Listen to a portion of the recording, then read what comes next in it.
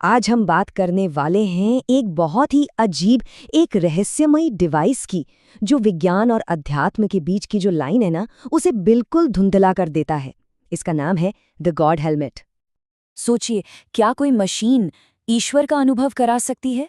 मतलब सुनने में कितना अजीब लगता है ना, पर यह सवाल जितना अजीब है उतना ही गहरा भी है। और पता है, यही वो एक सवाल था जिसने एक पूरे के पूरे वैज्ञानिक प्रयोग को जन्म दे दिया।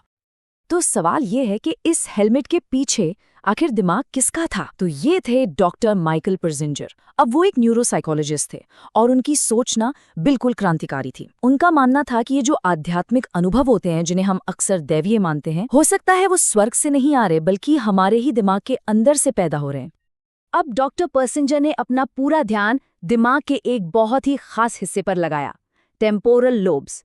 ये हमारे कानों के ठीक ऊपर वाले दिमागी हिस्से होते हैं, जो हमारी याददाश्त, हमारी भावनाएं और हम दुनिया को कैसे देखते समझते हैं, इन सब को कंट्रोल करते हैं। और पर्सिंजर को पक्का यकीन था कि जितने भी आध्यात्मिक अनुभव होते हैं ना, उनका जो न्यूरोलॉजिकल स्विच है वो यहीं कहीं छिपा हुआ है। तो सवाल ये उठता है कि आखिर ये डिवाइस काम कैसे करता था। देखिए, इसकी जो तकनीक थी ना, वो बड़ी हैरान करने वाली थी। क्यों? क्योंकि ये दिमाग पर कोई जोर नहीं डालती थी, उसे कोई झटका नहीं देती थी, बल्कि ये उसके साथ फुसफुसाती थी। और सबसे मजेदार बात पता है क्या है? ये जो इतना हाई कॉन्सेप्ट डिवाइस था, ये देखने में एकदम साधारण था। असल में ये बस एक स्नो मोबाइल हेलमेट था। बस उसे थोड़ा मॉडिफाई किया गया और उसके अंदर तार के कॉइल्स, जिन्हें सोलेनॉइड्स कहते हैं, वो लगा दिए गए। बस इतना ही। और यहाँ पे हैरानी की बात एक और है।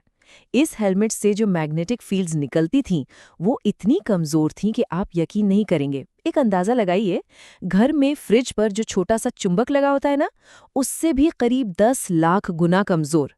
तो मकसद दिमाग पर कब्जा करना था ही नहीं, मकसद था उसे धीरे धीरे बहुत प्यार से उस न्यूरल रास्ते पे ले जाना जहां ये आध्यात्मिक अनुभव होते हैं। अब ये जो एक्सपेरिमेंट था, इसका तरीका भी बड़ा सीधा साधा था। देखिए, करना क्या था, एक अंधेरे, एकदम शांत, साउंड प्रूफ कमरे में जाकर बैठना है, फिर हेलमेट पहनना है। उसके बाद 20 से 60 मिनट तक वो बहुत ही कमजोर मैग्नेटिक फील्ड्स को महसूस करना है, और बस आखिर में सिर्फ ये बताना है कि क्या महसूस हुआ। चलिए अब आते हैं इस कहानी के सबसे हैरान करने वाले हिस्से पर।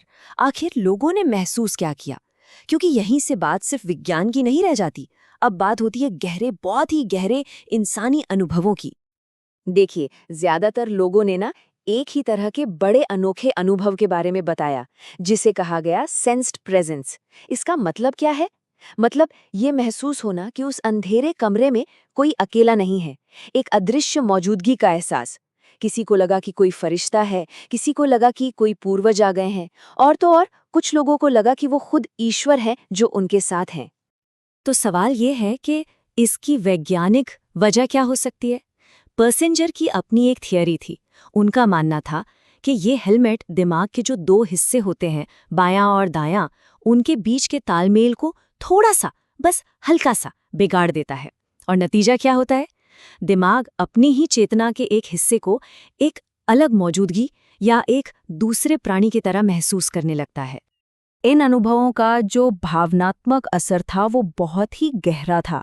कुछ लोग तो बस रो पड़े।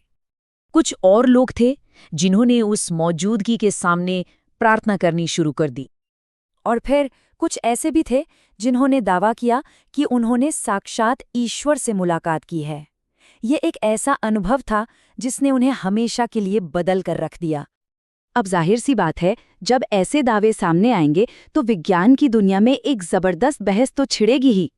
सवाल ये था कि क्या ये हेलमेट वाकई काम करता है, या ये सब कुछ सिर्फ दिमाग का एक खेल है?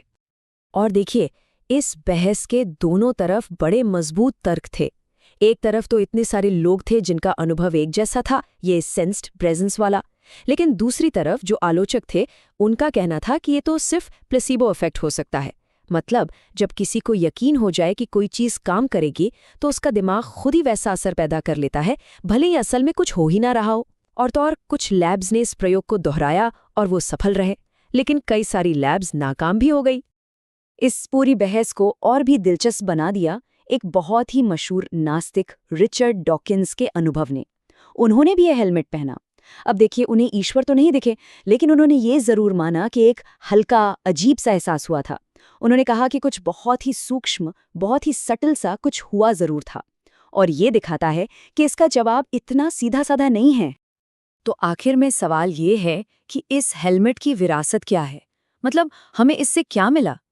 देखिए, भले ही ये बहस आज तक पूरी तरह सुलझी नहीं है, लेकिन परसिंजर के काम ने विज्ञान और दर्शन के सामने कुछ बहुत बड़े, बहुत गहरे सवाल जरूर खड़े कर दिए हैं।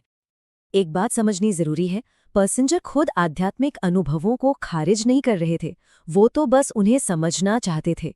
उनका एक कोट है जो सब कुछ साफ कर देता है। वो कहते थे, अगर ईश्वर है भी तो उसे महसूस करने का जरिया तो एक ही है, हमारा दिमाग, क्योंकि अनुभव करने वाला अंग तो आखिर वही है। ये बात एक तरह से विज्ञान और आध्यात्म के बीच एक पुल का काम करती है। और यही सवाल इस पूरे शोध के केंद्र में है। ईश्वर हमारे अंदर है या हमारे बाहर? क्या ये जो सारे अनुभव हैं, ये सिर्फ दिमाग की एक चाल है, या फिर हमारा दिमाग किसी ऐसी सच्चाई को पकड़ रहा है जो असल में हमारे बाहर मौजूद है? डॉक्टर परसिंजर ने एक बार कहा था, और ये बात सोचने वाली है। उन्होंने कहा, दिमाग ही हमारी आखिरी सरहद है। जिस दिन हम इसे पूरी तरह समझ लेंगे, उस दिन हम पूरे ब्रह्मांड को समझ लेंगे, और शायद दिव्यता को भी।